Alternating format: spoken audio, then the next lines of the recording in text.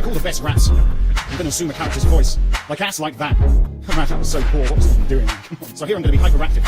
Because I can just imagine listening to all the entries. It's boring as anything now. Yo, check, damn, if I hear this beat again, I'm gonna flip. Or another we can see on my track who's got a spit. Or another story rapper that says my songs too syncopated to spit to. 20 bars strong is not fit. But play always fit. The top spot strong, so loose logic or rap fortune is all ego in it. With that six shooter kid is rap, he's sort of slick, which leaves 2 more days for you not to submit. In the sense you see, I've got a lot of wit. Plus compound syllable rhymes on the mix. Another constant, dripping and whining from your lips. A lot of gangsters are filling the silence with all of this. Flossing and mimicking violence is not a hit. No, it's boring, miserable rhymes. Nope, that's not it. It's never on a 6 CD. The silence on the mix are like the buns from Odysseus. This is trying to resist. When I am a prize like Cyclops, I admit. So hyperactive, I'll inspire you with this. Higher than the rest, trying to inspire with the best. I get high, picture like on a track, vibing with the six.